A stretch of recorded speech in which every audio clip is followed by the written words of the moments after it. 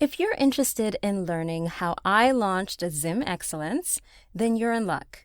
Sign up for my podcast workshop and learn how it's easier and more affordable than ever to start a podcast. Also, grab yourself a copy of my podcast resource guide, which covers industry terminology, suggested tech setup, in addition to countless free online resources to support your podcast journey. Just head to vongai.com/podcast creation. That's vongai.com/podcast creation.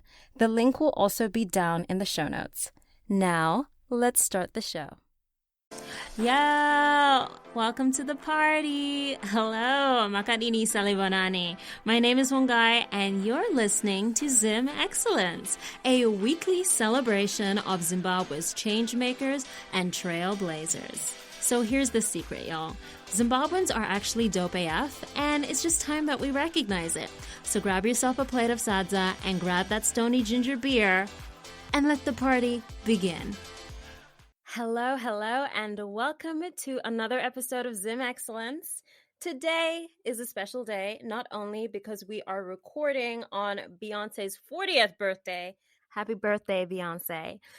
Today, I'm joined by two guests, two fabulous women who met during their days at Peterhouse Girls' School and have been friends for over 20 years, despite now living on different continents. These ladies are also the co-hosts of their very own podcast called It's Layered. The show covers layered topics such as classism in Zimbabwe, what it means to be Black Zimbabwean women living in the diaspora, and even getting married in line with cultural tradition, Rora. Because y'all, zvine malayers. With me in the virtual studio is Amanda Mudege, a qualified forensic toxicologist living in Melbourne, Australia, who also launched her own styling business called I Am Who I Am Styling. I also have with me Rumbi Dube, who is a marketing specialist turned English language teacher living in Budwe's Czech Republic.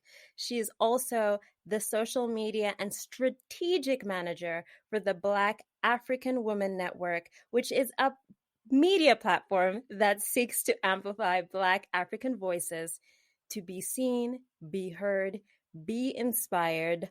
Please welcome y'all, Amanda and Rumbi. Hi guys! Hey! I feel what so an intro! hyped. That intro, I'm like, I know. Where the horns? Air horns, please. Wow, such a lovely intro. Thank you. Oh my gosh.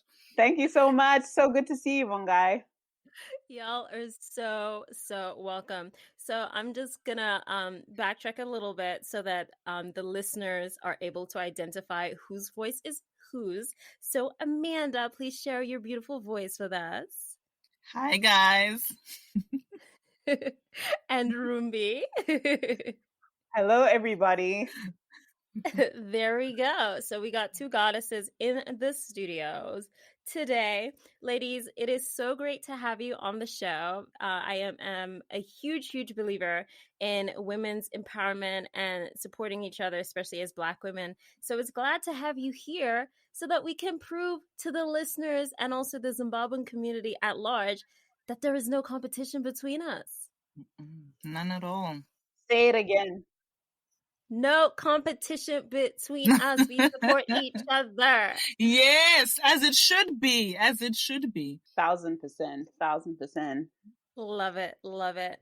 So I literally have all of the questions for you, and I feel like they need to do a documentary on your friendship because y'all, 20 years? Like, I had to do the math last night. I was like, if I was in a friendship for over 20 years, it would have had started, and this is me aging myself, it's whatever, when I was 9. And I was like, I'm not friends with anyone I knew when I was 9, except for like my childhood best friend. Well, the last time I saw her when I was 8, because I'd moved from the UK, but we're not as close. We just kind of be like, oh, happy birthday. But like, and I'm just like, yo, it's just so incredible to not only be friends that long, but also, still being friends long distance. Like I get it as a third culture kid and having to move constantly. I'm like, it's hard. So as you know, I always want to talk origin story, but this is a special episode where we're just going off the script. In your case, I would love to hear the story about how you both met from your different perspectives. So set the scene for us, lady. Who would like to start first? Amanda, Rumbi, who's going? I'll go first. Okay, Amanda. I wish Rumbi, and this is meant with like the most love. I don't even know when I started being friends with this amazing girl. Like Savage. I don't even know when. I can't even say this specific moment, but I just know since I saw her in Form 1, 2001, we've been friends ever since. Like it's amazing to me now when I reflect. I'm like, wow, 20 years. It does not feel like 20 years at all. It feels so effortless to be Rumbi's friend. I mean, she's amazing. So it's like so easy just to keep the friendship going. But like only now when we started the podcast, people are like, what, 20 years? I'm like, oh, it's actually a mean feat. Like, yeah, we did that. But it's been so easy. Yeah, I have to agree. I can't picture, as much as I was saying she's being savage, I can't actually remember the moment. I think we did a lot of things together, whether it was extracurricular, we had classes together. So somewhere in that mix, we obviously got to talking. I have to agree. Like, honestly, I can't imagine having gone through high school without Amanda in that picture and then having this friendship last. Like, it just has felt very genuine, very like, it was very organic, very almost like soul sisters that meet again, like from another lifetime. Like it's hard to explain it to people. I think they want the recipe or like how it's we want the ingredients. Yeah, they do. It's so funny because Facebook will like call us out because they have memories, and I'm like, oh, look at Rumbi, she used to write on my page back when we used to write on Facebook pages. Guys, I'm showing my age, but that's okay. Let me just say, back in the day, it was like such an honor if like someone wrote on your page. And right? I think the first days of Facebook, or at least in 2006, when you guys became friends, there used to be a portion where you could say how you guys became friends or how you met or something. Yeah. And then that disappeared. Like so many cool, I think, aspects of Facebook disappeared and were replaced with garbage like advertising. Yeah. Exactly. And pages. Like if you liked the same pages, you were like, oh my gosh, this boy liked the same page that I liked. We're both into Good Charlotte. Oh my gosh. How true. The expose. Yeah. Oh, and then you have the statuses. Amanda is ... Then you have to fill in how you're feeling. And I used to literally type how I was feeling. I'm like, calm down. It's not the end of the world. It's not that deep. Child. I like, this is going off on a tangent, but I'll like, Facebook memories will call you out and then you'll see posts from like 2008 or something. And the way I used to just write, it was just like, yo, what was grammar? What is this shortening thing we did? But it was like, it wasn't because we didn't know grammar. It was like because it was cool to write that way. And before like emojis were a thing, we were doing emoticons and you would do them by hand. Oh, yes. Yes. Ellipses, brackets, smiley face. Exactly. So for anyone who knows me, I'm not the same person as early Facebook days. It's not the same person. I'm the same person, but not. Disclaimer. Yeah, I like the same things, but don't have the same mindset. So speaking of memories, do you have any favorite memories together or any favorite memories growing up in Zimbabwe? I want to start with you, Rumbi. With Amanda, definitely. I think her supporting me. I recorded a song in high school. We were 16, and her being my cheerleader, and like we auditioned for like the Interact Club, and to perform this song. Could you explain what Interact was? Interact was like society or like a group organization you joined to help the community through outreach programs, fundraising, so you could help the less fortunate. And we used to do different events and programs to help them. We'd go to these charities to help them out. And one of the things we had was like an Interact show, which was like a variety show. And you'd have singing, dancing, modeling, like all sorts of random things. And it was like the highlight of our high school days. Like you wanted to be there. So like Amanda, like the true homie rider that she is, was there with me during the choreo and all that. So that's one of my favorite memories. And then another random favorite memory is probably us just going for walks. We were in boarding school, so we used to go for walks around the cross-country course and talking, which I guess we haven't stopped. Like we always just talk, like having some really good conversations. So that's my favorite memory. Oh my gosh, there's so many. Like when I think back, but I think for me, it's when we would travel together to Victoria Falls. Oh yeah. And then we went whitewater rafting, which was fine and it was all exciting and thrilling. But after that raft, we had to climb this mountain. Girl. Let's just say it wasn't one of our most athletic. I'm not happy about this. It was a steep mountain. Like, it was so steep. In Zimbabwe even. Yeah. And the guys were running up and down, carrying like our gear, the raft. They passed us up and came back down. And we were sitting like struggling up that mountain. It was a struggle for sure. Yeah. We forgot how beautiful the whitewater rafting was because we're like, this mountain, screw this mountain.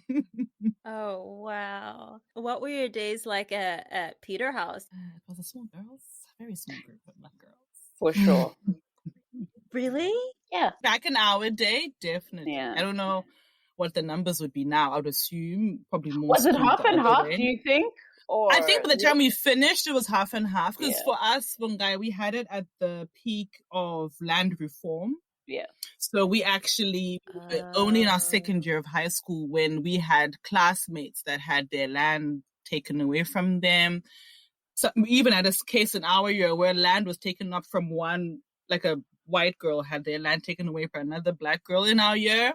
So obviously tensions were very high. We had like stayaways, so we couldn't even come into school, and some parents would drop you off because they're like, you have to go to school. Some kids wouldn't even come in because parents didn't know what was happening.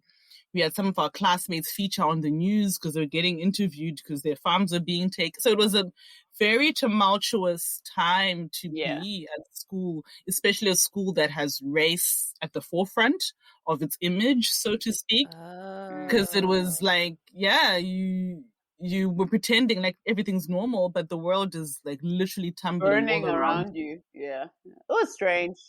So when we started, we were a very small group. That's why all the black girls were like friends, essentially. Maybe not as close, but still friends.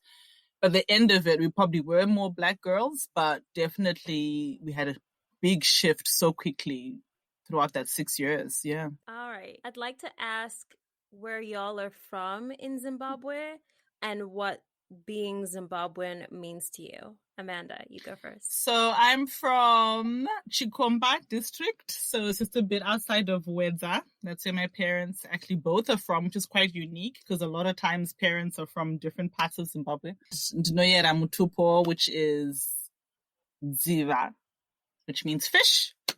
So I do love the water, which is quite funny. So yeah, that is my totem. And yeah, I used to go Kumusha all the time. So I used to go to the rural areas all the time, at least once a year. It was standard. My dad would never make us not go.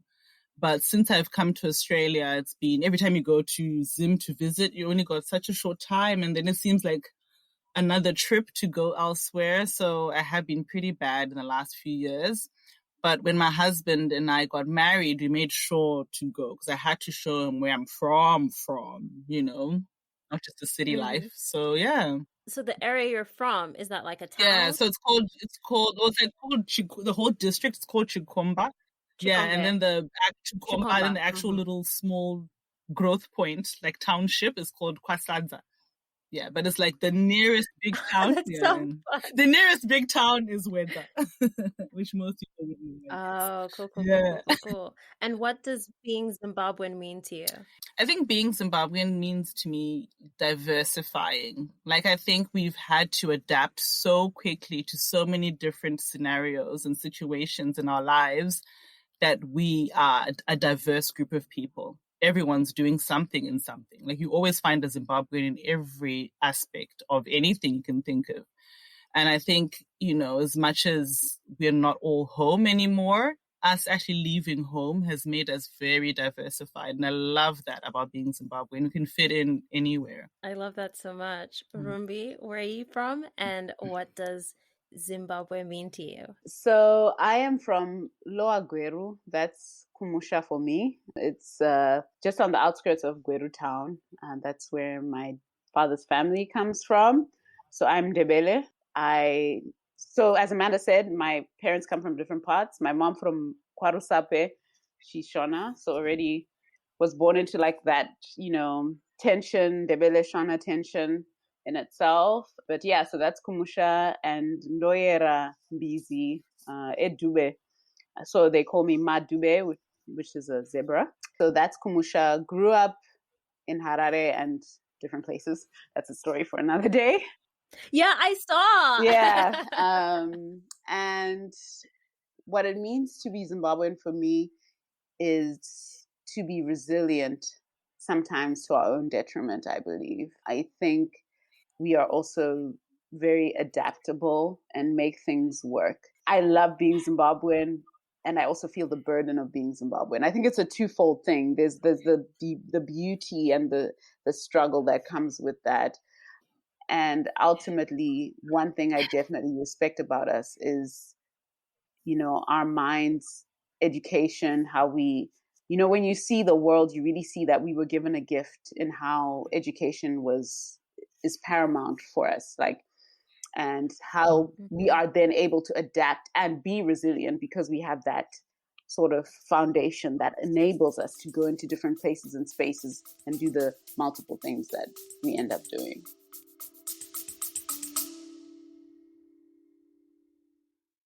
Today is a great day to start your own podcast.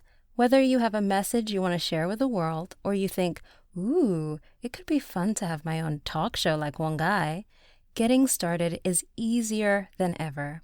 Here at Zim Excellence, we use Buzzsprout, which is hands down the easiest, most affordable, and best way to launch, promote, and track your podcast. Start for free and list your show on directories like Apple Podcasts, Spotify, Google Podcasts, and more within minutes.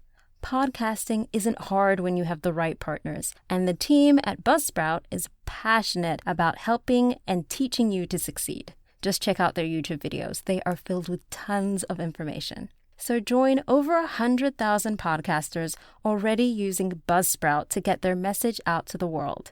Sign up today using the link in the show notes or go to vongai.com/podcast creation, and you'll get a $20 credit if you sign up for a paid plan. It also helps support the show. So go ahead, sign up for Buzzsprout, and keep me posted on your new podcast. Now back to the show. Before we dive deep into the layers of your podcast, it's layered. I find it fascinating as someone who identifies as a global citizen and someone who's a third culture kid, having been raised in 3 different cities. I find it so fascinating to hear stories about people who moved to the diaspora and the culture shock they endured, because I enjoyed culture shock moving back to Zimbabwe. So it's like flipped. But y'all both moved outside of Zimbabwe as adults. So how is that for you? I know you guys talk about a little bit about this in your podcast, but I'd like to, if you could sum it up in some way, whether it's to do with culture shock and all the immigration hurdles of like qualifying for visas and starting a new life. And yeah. I'll start, I guess. I think it's kind of weird having to prove yourself again, like, and work past a lot of the misconceptions around our Blackness, our Africanness, our being Zimbabwean. There's so many flawed perspectives and it's exhausting. I think a lot of the time educating, I work in education, and then you find you're not only educating your children, you're also educating people you interact with. So people know very little about us as Zimbabweans. So you spend a lot of time saying, okay, yes, you might have this idea of like, we're not all sitting in dry land shirtless with flies all over us and dust on our Girl, bodies. Not girl, shirtless with girl, flies. girl. I That hate world You that know needs what to I image. end. mean? You know? That looks like Yes. Oxfam. So I'm like, that's not the case. So, and then also having to tame your voice in a way so that you're more palatable, but also standing your ground. It's this weird thing. It's very strange. And having to be really perceptive. So I think the culture shock comes in that, is like, I have to explain myself all the time. Like, yes, I'm from this country, but I know what electricity is, or I know what it means to travel, or I I've have traveled. traveled probably more than you have. Like, do you get what I mean? Like, or Yeah. I think the biggest thing that people don't understand is like, my parents live in a house with a yard, and they assume, oh, so you guys are like rich. And it's like, no, it's just the way it is. Like, if you live in suburbia, that's, do you get what I mean? Those little Mm, things Or that you have a you, yeah. pool. Yeah. yes. So it's strange, but yeah, I think that's definitely explaining yourself, having to represent all Black people, all Africans. Yeah, I could When go you didn't on. ask to. Yeah, you didn't Yeah, ask yeah. me. When you don't Yeah. ask me. Yeah. Yeah, I could go on. I had the same experience as Rumbi. I think also even maybe worse because I moved when you're 18, you think you know yourself, but really, if you think about it, you're a baby. And then you just got thrust into the adult life, your first job, a lot of your firsts, are happening in this foreign land. And I think for me, the biggest thing was not being majority, like always being the minority, always being the only one in the room. Oh my gosh, your hair grew 6 inches over the weekend, and having to explain that. And, like constantly being asked questions that you never asked yourself before. I think that's been my biggest culture shock. Like, I mean, living in Australia, we have exact same things we had in Zimbabwe, as much as that's a shock to Australians to hear. But the biggest shock for me was how many times I have to educate and tell people, and even though I'm the only one in the room and I just want to be me, it's like you take this other role that you never got, auditioned for. You just get given this role of, okay, from now on, every time you enter a room, you have to show them how Black girls are. You have to show them how this and that. And it gets exhausting. I think that's a big thing people don't talk about, how exhausting it can sometimes be to be the only one, to be a minority. Yeah, I often feel like I'm caught in between two worlds. I mean, as y'all say, it's layers. So 1000%. I feel caught between being Zimbabwean and the Zimbabwean background that I've had, and then also being, I guess, so let's say if I was living in the UK, then like being caught between being Zimbabwean and then what it means to be Mm, British, even though I'm not British because I was born in Zimbabwe and my passport is Zimbabwean, or like being in China and then being in an international school where it just feels like we're the United Nations and we can just be, but then being outside in the real world, or like, I guess now living in America where you're very much, as soon as I walk into a room, I'm mm, Black. mm, Even if I forget mm, I'm Black, I'm African, I'm a woman, I'm all those three things. So I feel like it's this is the explaining yourself bit. It's like the you've got these cultural expectations, and then you've got the world that you're living in, and then in the middle you have yourself trying to, I guess, figure out who you are as a person in the mm, mix, outside of all these labels and outside of all the cultural things. And I often think about how I'll be as a parent. Because I think about like the job that my parents had to do, and the fact that Shona is technically my third language. My parents would speak to me in Shona, and I would reply back in English. And I didn't realize I was doing that for so many Mm. years. And how, as parents, they probably had the outside world or Zimbabweans looking at I'm them judging. about the way they were raising me, even though, I was raised with privilege, and living outside the country has given me all these amazing opportunities.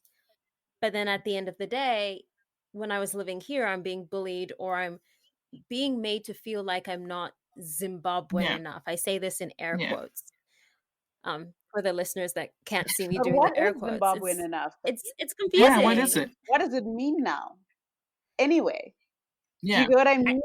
I don't think it means anything, but there's still this thing that I feel people Yeah. put on each other. And it's not just people living outside in the diaspora, it's also people In living in Zimbabwe. For Yeah. Zimbabwe. sure. Yeah.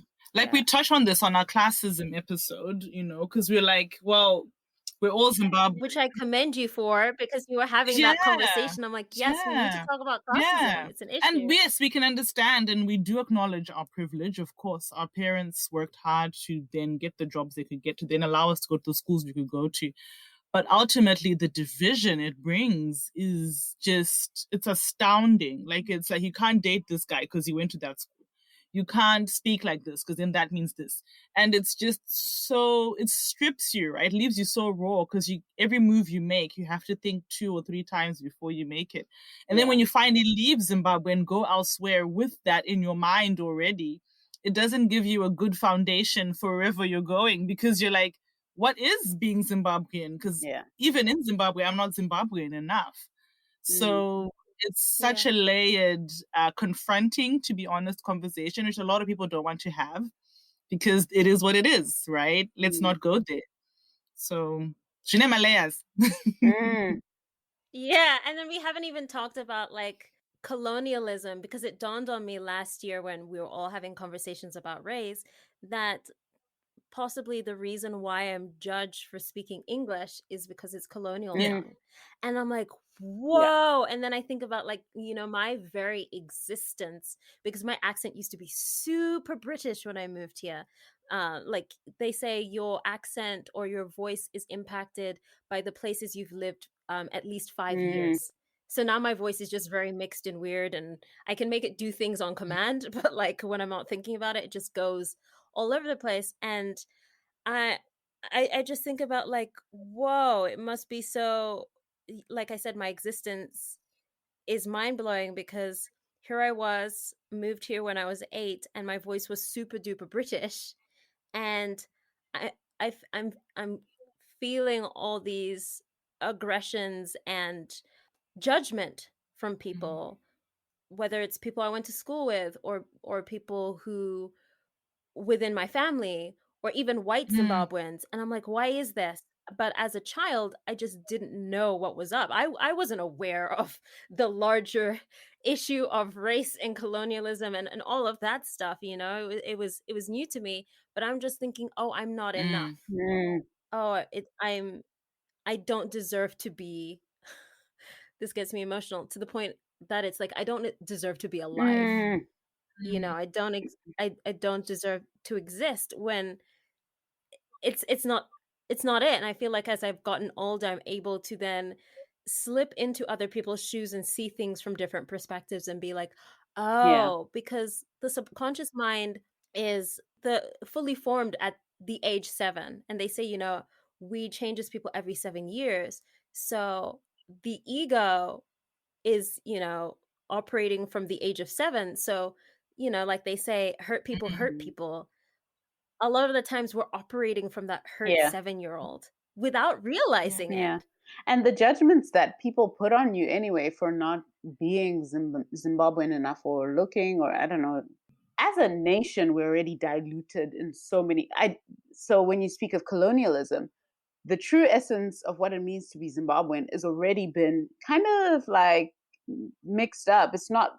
Do you get what I mean? So I just feel like we hold ourselves to these standards that it's really because someone's definition of what being truly Zimbabwean is going to differ to someone else's, and there's just so many things. And the more of us get out of the country and live elsewhere, how can we hold each other to those standards when already it's just really layered, essentially, and complicated? And I think part of our thing is sometimes because we are hurt, I think, as a nation, or there's a lot in our history, you then project. We're not really an empathetic society sometimes, and so it can be missed. But I think there's also beauty in embracing all these nuanced versions of ourselves, because then there's beauty in diversity. You know what I mean? As Amanda alluded as to what she thinks of when she hears Zimbabwe, and there really is beauty. And I think we'll be so powerful as a nation when we embrace and celebrate each other for those differences and the nuances we bring. I think we'll go a million miles forward. Yeah. The judgment doesn't stop. And it's like, even when you leave Zimbabwe and you come back from the diaspora, they'll be like, oh, you're now used to that life, soft life, they call it, and it's like, actually living in diaspora is not so easy, starting afresh. You have nothing and you have to rebuild, whether you move with family or by yourself. You're leaving everything you felt secure in to start afresh, to start over, make new friends even, and it's like such a big jump that people don't take. We look at it monetary wise, like, you now have electricity. Now you have this. You now pop popping off. But it's like, actually, no. And if I am, the amount of hours I had to work, so it's exactly. Yeah. And then you have to like keep up your visa status and all that jazz. You don't want to get into trouble. Like, if ever you see a police officer, you're like, can I not be the one he wants to talk to? Like, you just think, I cannot go back home with, in shame. It just cannot happen. Yeah. My friends, I hope you enjoyed part 1, but before you go ahead and click play on part 2, please, please, please go ahead, click that subscribe button, rate, review, and once you're done, meet me back for part 2.